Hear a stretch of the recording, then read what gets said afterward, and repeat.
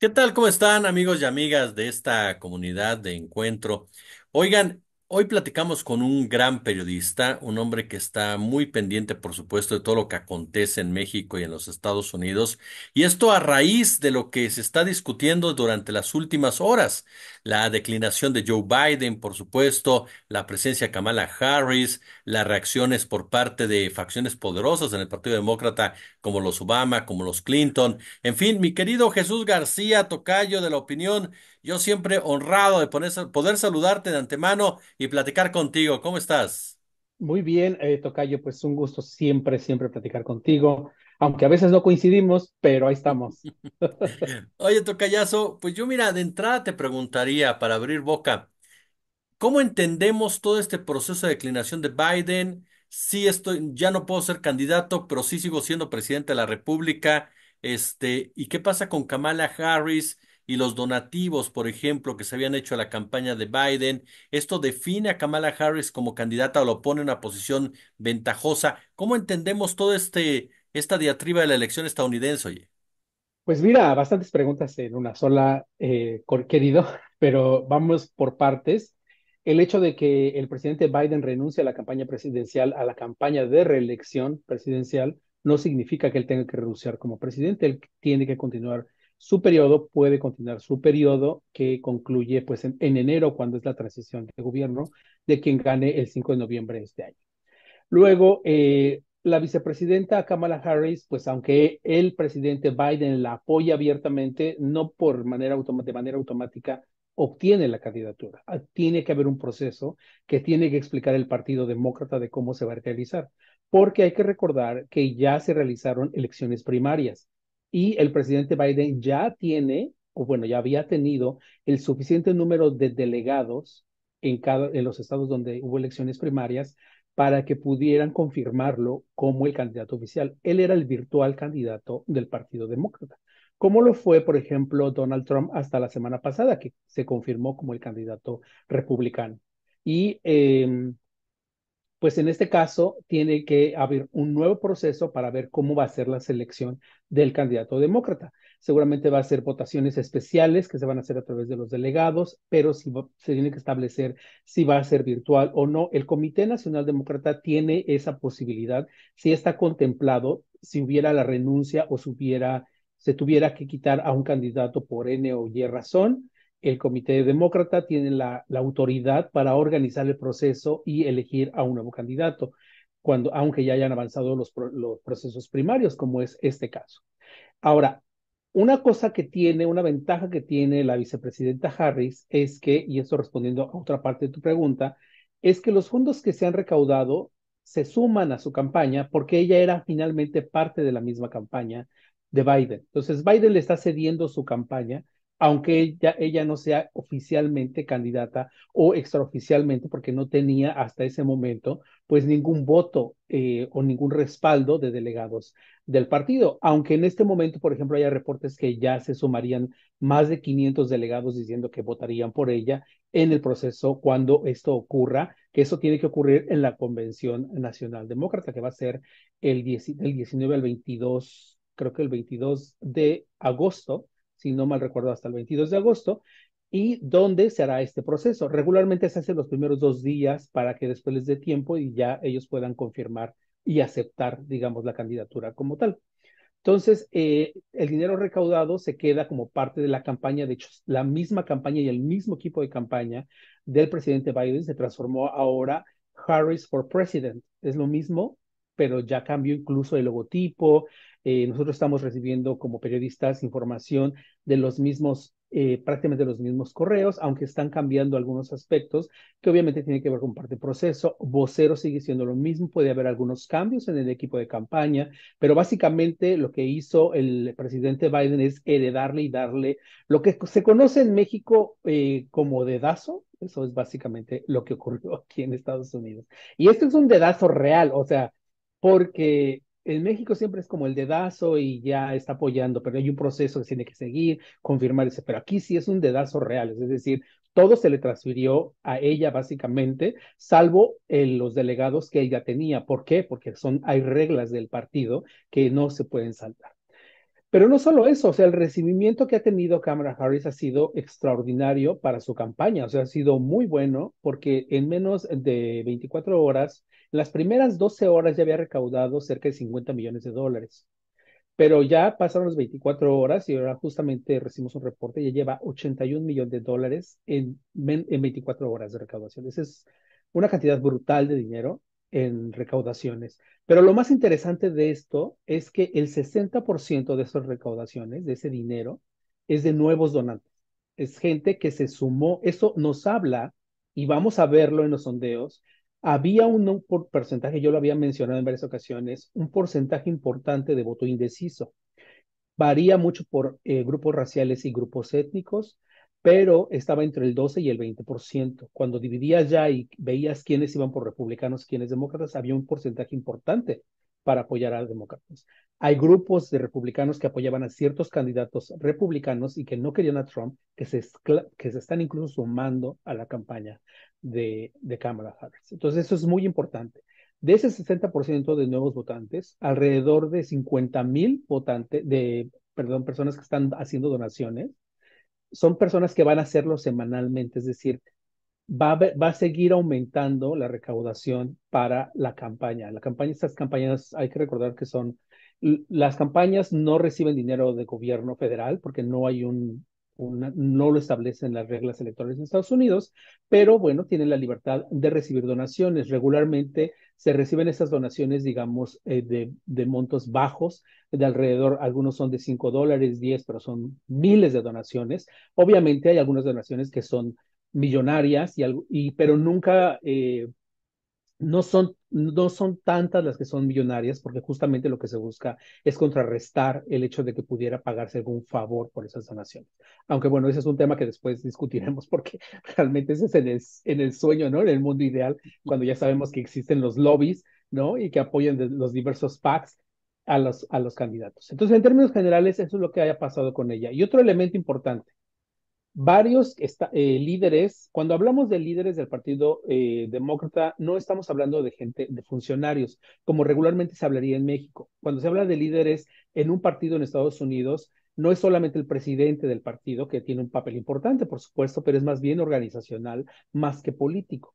Se está hablando más bien de quiénes tienen el mayor poder en el partido, y en este caso, pues estamos hablando el líder de la mayoría en el Senado, Chuck Schumer, quien fue la presidenta de la Cámara de Representantes, Nancy Pelosi, quien fue el presidente de Estados Unidos, Barack Obama, o quien fue los Clinton, porque uno fue presidente y ella fue pues candidata presidencial. Es decir, esos son los líderes, digamos, visibles de los partidos, ¿no? Y pues hasta este momento, pues están sumando, Pelosi ya abiertamente está apoyando a Kamala Harris, Hillary Clinton también lo está haciendo, que era un personaje importantísimo, considerando que había ahí algunas ideas de que ella podría estarse volviendo a lanzar. Entonces, digamos, eso es en términos generales lo que ocurrió pues en las últimas 24 horas. Oye, Tocayo, en este punto que mencionabas, el famoso dedazo y la cargada, si lo aterrizamos o lo tropicalizamos en el caso concreto de nuestro país, ¿puede alguien retar la candidatura todavía de esta Kamala o realmente al Partido Demócrata le conviene más una candidatura de unidad ya para centrarse precisamente en ello y poder dar una competencia directa a Donald Trump? Mira, hubo muchas negociaciones previas, recibí yo información también sobre cómo fueron las negociaciones previas justamente para ello. El presidente Biden habló mucho con la vicepresidenta Harris para ver cómo iba a ser el proceso de transición. Obviamente había mucha presión para él y él no sabía cómo también hacer todo este proceso, tenían que revisar las reglas, qué grupos ahí apoyarían o qué grupos no. Y después de que acordaron que ella iba a ser la candidata, bueno, que él la iba a apoyar y que ella iba a asumir esa responsabilidad, pues ella tenía que buscar también alianzas. Y según los reportes que tengo, durante alrededor de 10 horas antes de que hiciera el anuncio, por supuesto, y estuvo llamando a líderes de organizaciones que son muy importantes en la movilización de votantes en Estados Unidos, de sindicatos, de grupos particulares del Partido Demócrata, de líderes del Partido Demócrata, como los que he mencionado, para señalarles que ella iba a asumirlo y que iba a aceptar ese respaldo del presidente Biden.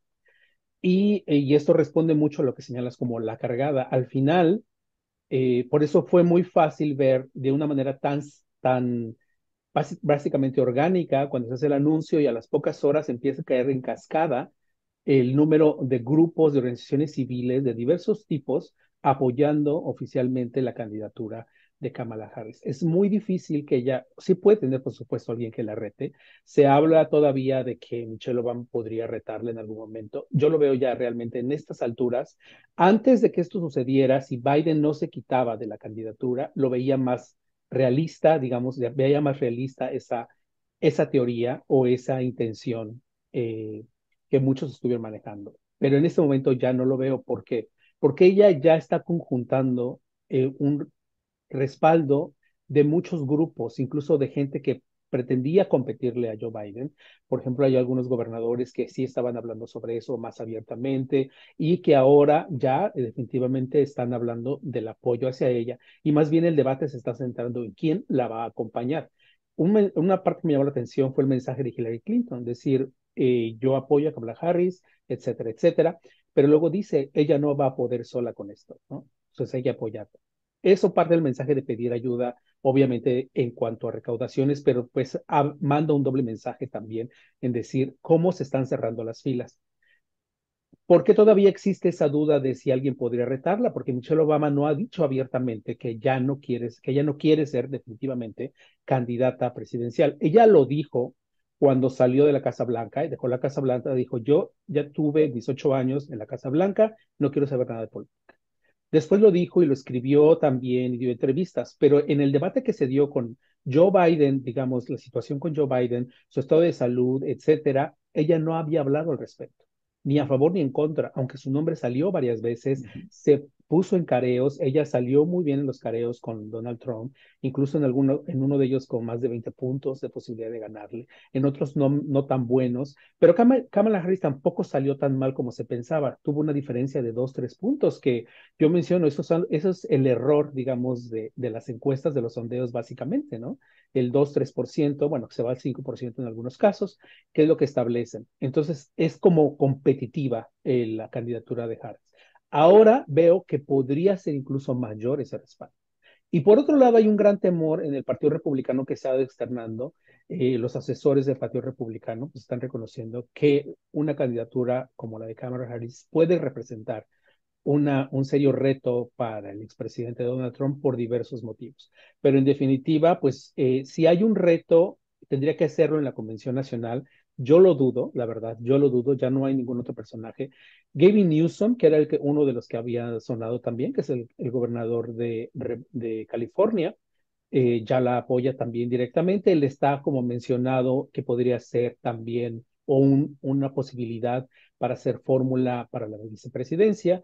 Yo también dudo esa parte. ¿Por qué? Porque son del mismo estado, entonces lo que buscan es como diversificar y tener como representación de otros estados. Hay otros personajes que son importantes en el Partido Republicano, demócrata, perdóname, que pueden apoyarla en ese sentido. Está, por ejemplo, el secretario de Transporte, Pete Buttigieg, que tiene una proyección importante, está muy bien preparado y aparte está liderando los proyectos de inversión más importantes en los Estados Unidos, incluso en estados republicanos. Así es que tendría como digamos, bases para defender la candidatura muy bien.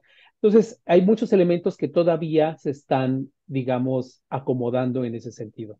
Pero los principales PACs, o lo que se llaman PACs en los Estados Unidos, que son estas acciones políticas, estos grupos que recaudan dinero para promover a un candidato en particular, pues muchos de ellos ya están apoyando a Kamala Harris. Oye, tocayo, ¿por qué? ¿Por qué da la impresión, tú explícanos, tú estás de aquel lado, que reaccionaron tan tarde los demócratas? Porque el deterioro de Biden era muy claro desde hace ya bastante tiempo. Ya era un deterioro que se venía agudizando incluso. ¿Por qué esperarse hasta esta fecha? Era normal en los Estados Unidos que se den este tipo de situaciones? ¿O en un momento dado pensaban que el Poder Judicial iba a parar a Donald Trump en un momento como tal? ¿Por qué esperarse hasta este momento en particular? Yo creo que no pensaron que Donald Trump pudiera avanzar tanto como avanzó. Y dentro de ya el último periodo de lo que ocurrió después del atentado, eso obviamente los llevó a otro nivel. El atentado contra Trump, pues lo puso en otro nivel como candidato. Sin embargo, Los demócratas, si bien rechazaron que hubiera este atentado, tampoco redujeron su discurso en contra de Trump.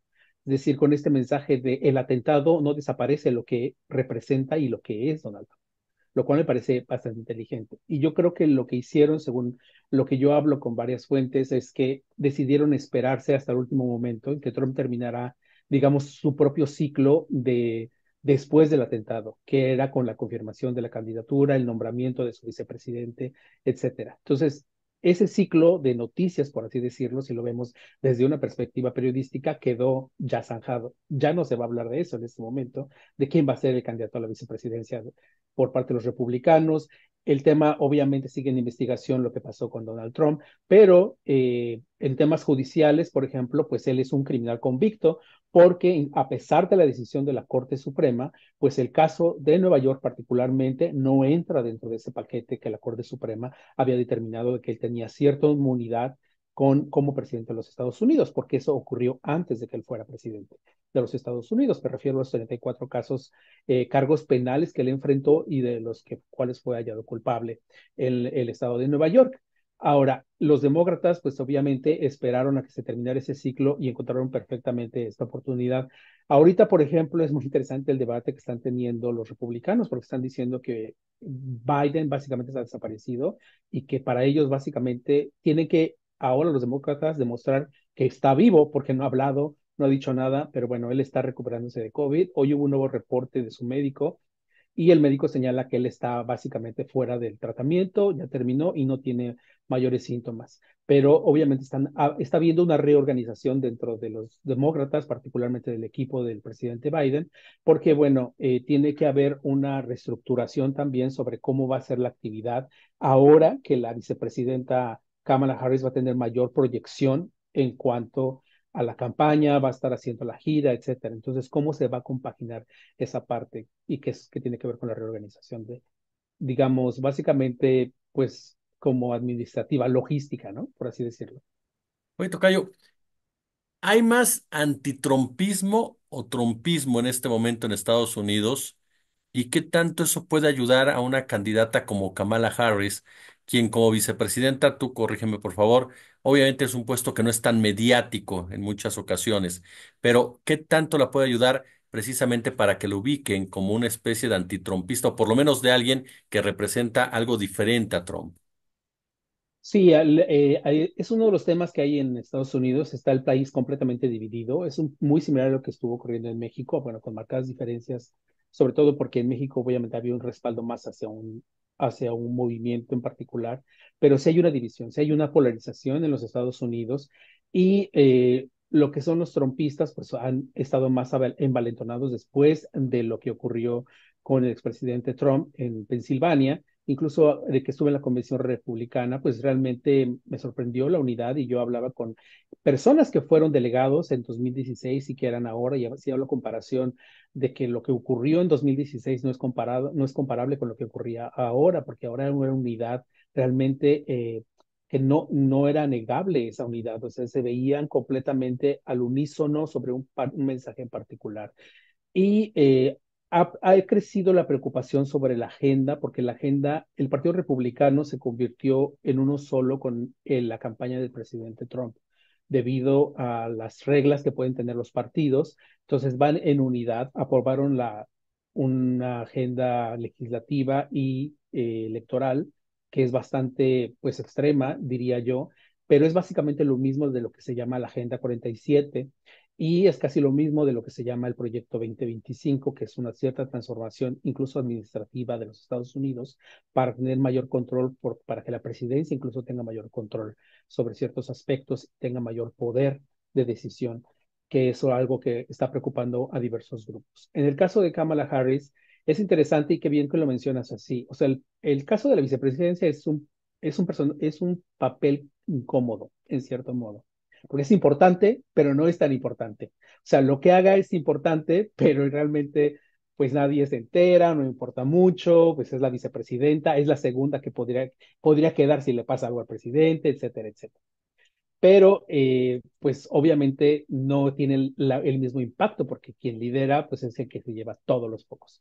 Ahora bien, lo que están haciendo los republicanos y lo han hecho muy bien, y eso lo tenemos que reconocer, es que la vicepresidenta Harris fue nombrada por el presidente Joe Biden para atender las causas de la inmigración a los Estados Unidos, que es este proyecto que el presidente mexicano Andrés Manuel López Obrador había estado impulsando también, que es un plan de desarrollo en Centroamérica y el sur de México, justamente para buscar, para alentar inversiones y tratar de detener la inmigración por cuestiones económicas.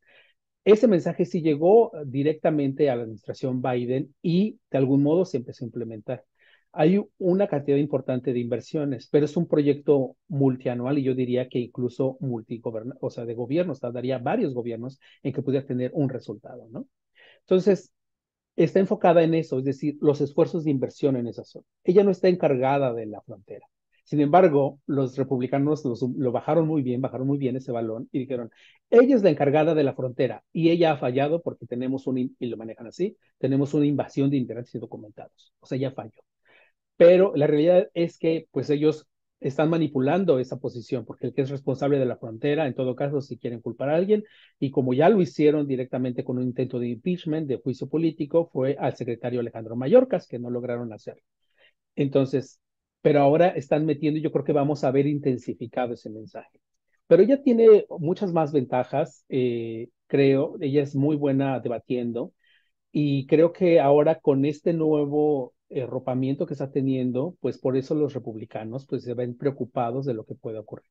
Hoy J.D. Vance, que es el candidato a la vicepresidencia por parte republicano, se refirió como en cierta burla, ¿no? Hacia ella, diciendo qué lástima que no voy a poder debatir con ella, etcétera, etcétera. Pero incluso eso, había temor de que ella pudiera debatir con él debido justamente a la preparación. A ella le han criticado mucho que le falta conectarse con el electorado, de algún modo, como que tiene algo en la personalidad que no estaba conectando con los electores. Pero vamos a ver en los primeros sondeos de cómo esto ocurre, porque creo que más bien, independientemente de esa perspectiva que se tenía sobre ella, el hecho del respaldo que está recibiendo podría cambiar, obviamente, mandar un mensaje distinto y hacer que esos electores pues se sumen. O sea, decir solo que el 60% de las nuevas donaciones que está recibiendo la campaña demócrata son nuevas, es un porcentaje bastante alto. Es, digamos, el primer número, la primera cifra que tenemos como eh, real sobre lo que representa el hecho de que ella sea nombrada, ¿no? Mi querido tocayo Jesús García, siempre es un honor platicar contigo y aprender de ti. Te agradezco muchísimo estos minutos para la comunidad, oye. Oye, Jesús, un gustazo como siempre. Muchas gracias.